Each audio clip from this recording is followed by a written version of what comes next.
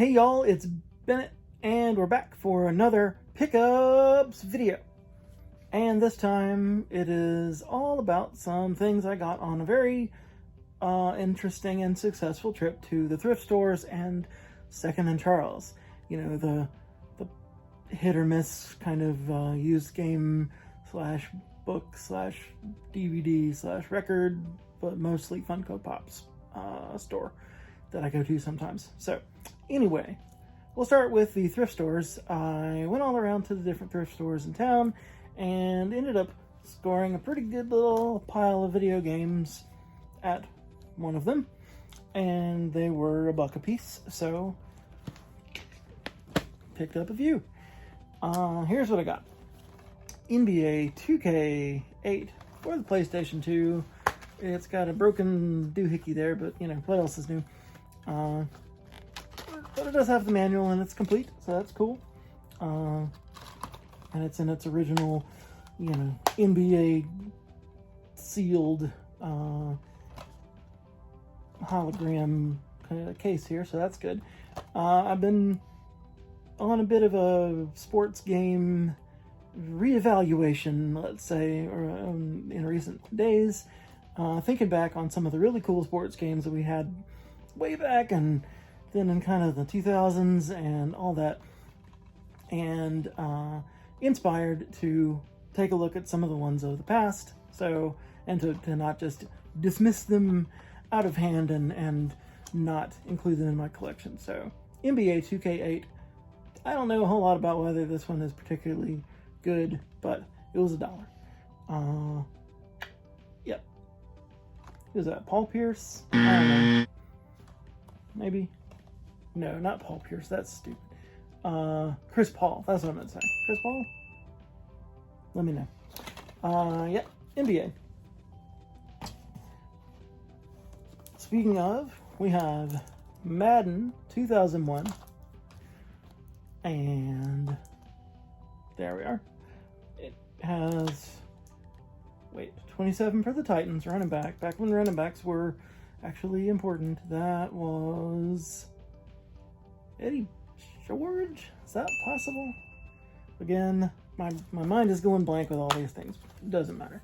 There he is, running the ball for the Titans. I actually remember playing this on my friend's PlayStation, so here it is now available for mine. And yes, what's cool about these games and all that is this is from a time when there weren't all these monetary hooks put in the game, and no DLC or MUT cards or anything like that to worry about. It was just you buy the game and you play some football, and they give you lots of different ways to do it. So for instance, this game features Madden cards. Madden cards now equals people opening up packs and spending thousands of dollars on these virtual playing card packs to create their Madden Ultimate Team and get, you know, either pay enough money to be competitive in the online play or get wrecked by somebody who has. So this, however, has Madden cards that are, it says win, trade, and risk in-game Madden cards to unlock hidden players, stadiums, and power-ups. So you can play with your buds on couch co-op and, unlock stadiums and players and a card that makes it where you fumble every time you get hit for a quarter or whatever, things like that, where you'll get like an extra 50 yards on your kick power or stuff like that. So fun little goofy things that they did for the players and for the fans, not just kind of to stick it to the players and fans and get their money. So all these kind of things have it really made me want to go back and see what did EA put in these games back in the day, and what did NBA 2K really look like before the pay-to-play MUT and the virtual currency on the 2K games. Like, what were the games like before all that kind of ruined the game as they are today? So anyway, Madden 2001 is $1. I'm moving on. Maybe more on that sports business in a little bit. Then we have PS3 Ben 10 Galactic Racing. I never watched this cartoon. This, I think, was after my time. I understand his name is Ben, and he can become some certain number of animals, I guess, by transforming. I don't really know anything about this other than what I've seen from some other game that made it onto worst games ever. So, but it wasn't this one. So Ben 10 Galactic Racing is a kart racing game, no doubt, and so I'll never play it. So speaking of games I won't play, Plants vs. Zombies Garden Warfare. I have actually played this on the Xbox One, just kind of messing around, and it has potential to be okay, but I probably won't bother on the PS3, but here we are anyway. It's all the plants and all the zombies. No manual, but I doubt that it had one in the first place. And here we go. You pick your zombies and you pick your plants and you go, and instead of being like a puzzle-y grid kind of game like the original, it's like Call of Duty or something, but with plants and zombies. Now we move on to even more. We've got the PlayStation VR Demo Disc 2.0. I have a copy of this myself already, so this again was $1, and it can go for like 20 something on the market. So I'll go ahead and flip this guy with all sorts of cool, fun stuff to do on PlayStation VR. I haven't actually messed around with my own copy, but it does look like it has lots of fun stuff. Look at all these little demos and stuff on there. PSVR is pretty cool. I need to get back into that. And speaking of PS4, we have Neo. I believe I have a downloadable version that is on my PS4. I'm pretty sure, but whether I do or I don't, now I have the disc copy complete with an ad for Horizon Zero Dawn and season pass. See, that's what I'm talking about with those season passes and stuff. Ugh. Anyway, whatever. It's moot now. But anyway, copy of Neo, the action game for PlayStation 4, and it was $1, not $20.95. Somebody bought this at Second and Charles for $20.95, and it wound up at the Valley Rescue Mission thrift store, and I got it for $1. Now, speaking of Second and Charles, that's where I went to get this big sack of stuff, and that includes we'll stick with the segue from before. Includes the sports games I'm about to show you, including Madden 06 for the original Xbox, and this is one of the better Maddens, according to what the research I have done. I don't remember if I actually played this back in the day. I might have skipped it just because it had the Eagles on the cover, and I'm just not a fan. But that's petty, but that's me. But anyway, and now it's not a big deal. But what's cool is like it has so many cool features and stuff that are just not in the game anymore.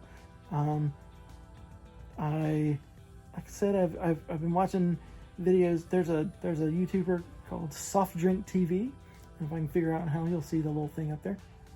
Soft Drink TV has a whole great retrospective series on like the fall, the decline of Madden, the rise and fall of EA Sports particularly, and stuff like that, and how over the years they have lost 80 some odd features that used to be in Madden games and are just not there anymore. And occasionally one of them will make a comeback, and they will say like, wow, this year for Madden 23, we're going to let you play the Pro Bowl. And I'm like, dude, you could play the Pro Bowl back in '06, probably. But they took it out and kind of forgot about it. So it's crazy. You gotta watch it. Soft Drink TV, watch the rise of the fall of Madden and all that. Anyway, so yeah, lots of cool stuff on here. Superstar mode, new quarterback vision control, new truck stick. This was maybe the first truck stick. I think so. Truck sticks. That was pretty cool. Yeah, there we go. So you run over dudes with Donovan McNabb if you want to. Superstar mode and all this stuff, and not a monetary enticement in sight. Continuing on with the Maddens, we have Madden 25, which I used to have access to this through EA Access that was part of the Xbox Game Pass stuff, but you know they kind of sunset some of the older games and stuff. So Madden 25 now available on my Xbox 360, and yeah, 25 is not the one from the future, because it should be coming out in 2 years. I wonder what they're gonna do with that. Madden 25 Part 2? I don't know. Madden 2025? Probably.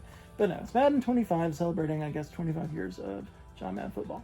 But you have all these cool features that were available in Madden 25, but they were starting to get into the like season ticket kind of stuff, or season pass kind of stuff. So it was beginning to make that downward slide, but this fell under the category from Soft Drink TV's list of like the last one of the last good Maddens, or maybe this was the most underrated Madden or whatever. It was actually a different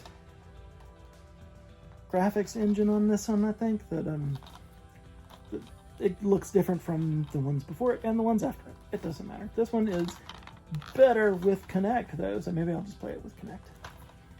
Madden 25. It was, let me go back. Sorry.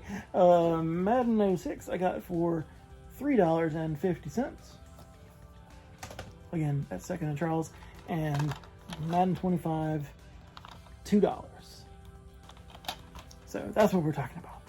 That's why it's worth going back and taking a crack at these games. And speaking of, we have the last one of the sports games I picked up in that way. This is All Pro Football 2K8. This is from the makers of NFL 2K 1 through 5, I guess, is the last one that they were allowed to make with the NFL license before EA Sports took the exclusive ownership of simulation football for the NFL license and has kept their stranglehold on NFL games ever since.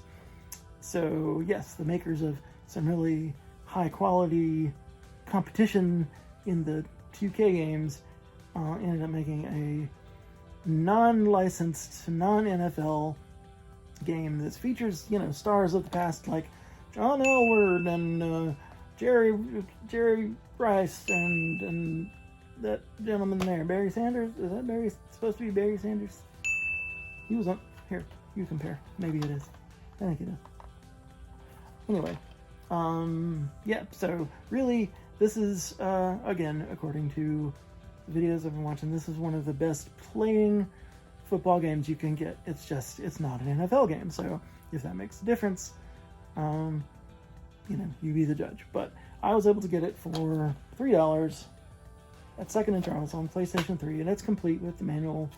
And yep, so I can play with those legends and a bunch of other computer created games in a game that actually prioritizes physics and proper tackling and blocking assignments and things like that, instead of just recycled animations that are the same year after year after year with John Madden football. I'm telling you, check out those videos on the rise and fall of it's very eye-opening. Okay, that's enough of that. The next thing I picked up, this was something that I was made aware of through Worst Games Ever, and so I had to get it when I ran across it, and that's MTV's Pimp My Ride, featuring Exhibit. Y'all remember this show, probably. This is the one where Exhibit would take somebody's broken down station wagon or truck or whatever and steal it for a while, and when it came back, it had like a jacuzzi tub and 15-inch woofers all along the back, and a bunch of PlayStations hooked in and stuff like that, and microwaves and refrigerators and stuff. So, Pimp My Ride. Yes, this is not necessarily a good game because there's, you know, why would it be? But it looked like it would be a lot of fun to mess around with, and yeah, this is, well, I'll show you around here. Roll with Exhibit. Turn hoop thieves into head turners. Look at that. That's a Buster car there into, like, what is that, a hot tub in the back? And most importantly, you can ghost ride the whip. What does that mean? You just wait and see. And if I put a video there, you'll see what Ghost Ride the Whip is all about. Short answer, it's putting your car in low gear and have it crawl along the street while you actually hop out and walk next to it and show off your cool car. It's insane.